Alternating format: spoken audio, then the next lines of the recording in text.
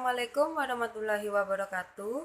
Saya Vinky Ayumba Junior dari Prodi D3 Keperawatan NPM 2020-11009. Baiklah, di sini saya akan mempresentasikan tentang fisiologi panca indera pada manusia. Panca indera adalah alat-alat tubuh yang mempunyai fungsi untuk mengetahui keadaan luar.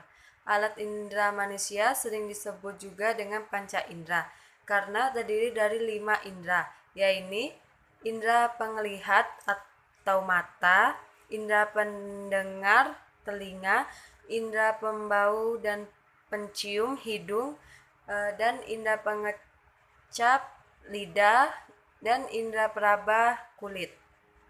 Baiklah, kita akan membahas yang pertama ada mata atau indera penglihat. Mata adalah indera penglihat yang menerima sebuah rangsangan berupa cahaya atau fotoreseptor. Mata tersusun dari alat tambahan mata, ada bola mata, otot bola mata, dan saraf optik 2. Alat tambahan ini mempunyai fungsi untuk melindungi mata dari gangguan pada lingkungan. Bagian-bagian mata dan fungsinya.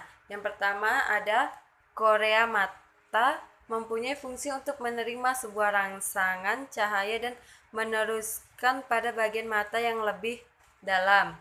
Yang kedua ada lensa mata, mempunyai fungsi untuk meneruskan dan memfokuskan cahaya agar bayangan benda jatuh ke lensa mata.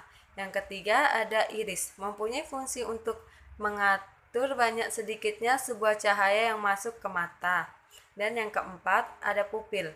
Pupil mempunyai fungsi sebagai saluran masuknya sebuah cahaya. Selanjutnya 5.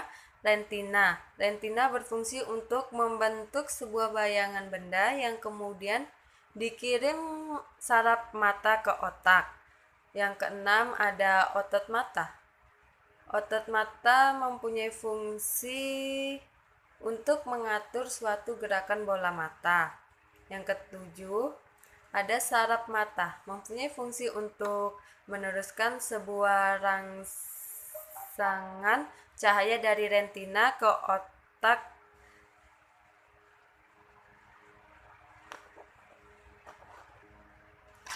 Cara kerja mata yaitu cahaya menuju ke aqueous humor, lalu menuju pupil, terus menuju lensa, lalu menuju vitreous humor, lalu menuju retina, lalu menuju saraf optik, dan yang terakhir menuju ke otak.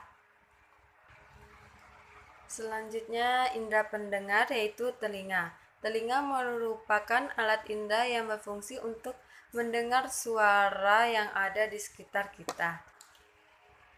Bagian-bagian telinga ada telinga bagian luar, ini terdiri dari daun telinga, lubang telinga, dan liang pendengaran.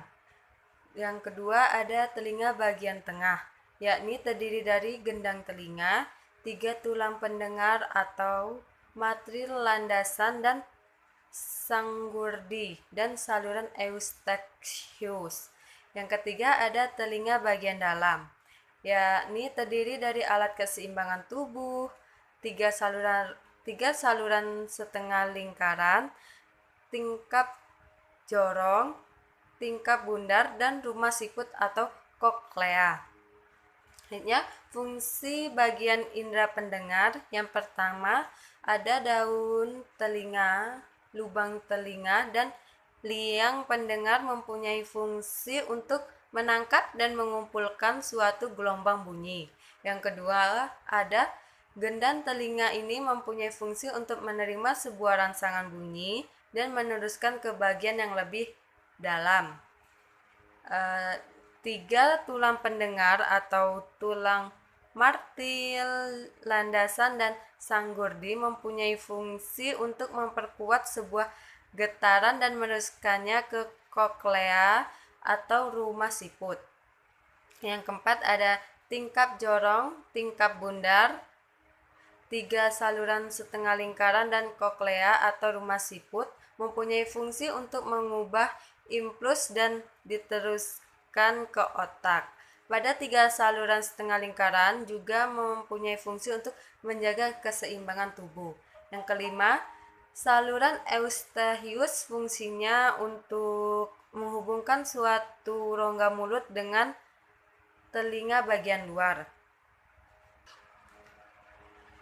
Cara kerja telinga adalah sebagai berikut. Getaran suara menuju daun telinga, lalu menuju saluran telinga, lalu menuju gendang telinga, lalu menuju 3 tulang pendengar, lalu menuju rumah siput, lalu menuju sel-sel rambut dan organ korti, lalu menuju sel saraf auditory, dan yang terakhir menuju otak. Selanjutnya ada indera pembau atau hidung. Hidung ialah indera yang kita gunakan untuk mengenali suatu lingkungan sekitar atau sesuatu dari aroma yang dihasilkan. Bagian-bagian hidung, yang pertama ada lubang hidung, mempunyai fungsi untuk keluar masuknya sebuah udara. Yang kedua ada rambut hidung, mempunyai fungsi untuk menyaring sebuah udara yang masuk ketika bernapas. Yang ketiga selaput lendir, mempunyai fungsi sebagai tempat meneruskan sebuah kotoran dan sebagai indera pembau. Yang keempat ada serabut saraf yang berfungsi untuk mendeteksi zat kimia yang ada pada udara pernapasan. Yang kelima ada saraf pembau. Ini mempunyai fungsi untuk mengirimkan bau-bau ke bagian otak. Cara kerja hidung yaitu rangsangan bau menuju ke lubang hidung, lalu menuju ke epitelium olfaktori, lalu menuju ke mukosa olfaktori, lalu menuju ke saraf olfaktori, lalu menuju ke talamus, lalu menuju ke hipotalamus, dan terakhir menuju ke otak. Selanjutnya ada indera pengecap atau lidah. Lidah yaitu salah satu jenis indera yang mempunyai fungsi untuk merangsang rangsangan rasa dari makanan yang masuk ke dalam suatu mulut kita. Lidah juga bisa merespon berbagai jenis dan berbagai macam rasa seperti rasa manis, rasa pahit, rasa asam, dan rasa asin. Pada bagian lidah yang berbintik-bintik disebut dengan papila, yaitu ujung saraf pengecap. Setiap bintik-bintik saraf pengecap tersebut memiliki kepekatan terhadap rasa tertentu yang berdasarkan letaknya pada lidah. Pada pangkal lidah dapat mengecap rasa pahit, pada tepi lidah untuk mengecap rasa asin dan asam, serta pada ujung lidah fungsinya untuk mengecap rasa manis. Pada permukaan lidah yang ditutupi oleh 3 macam papila, yaitu papila circumvallata dan papila physioformis dan papila funciformis. Cara kerja lidah yaitu makanan larut bersama menuju ke papila lidah, lalu menuju ke saraf gustatori, lalu menuju medula oblongan, lalu menuju talamus, dan yang terakhir menuju otak. Selanjutnya ada indera peraba yaitu kulit. Kulit ialah salah satu alat indera yang mampu untuk menerima sebuah rangsangan, temperatur suhu, sentuhan, rasa sakit, tekanan, tekstur, dan lain sebagainya.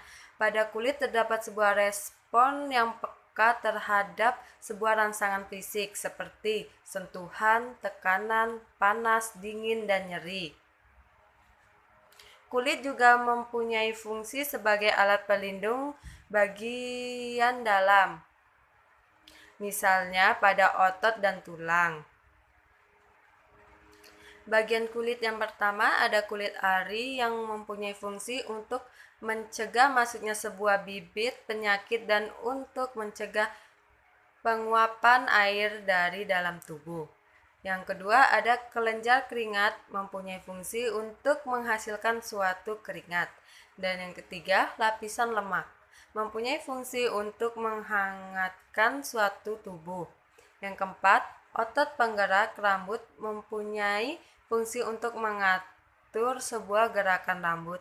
Dan yang kelima, ada pembuluh darah mempunyai fungsi untuk mengalirkan darah ke seluruh tubuh. Sekian hasil presentasi dari saya. Wassalamualaikum warahmatullahi wabarakatuh.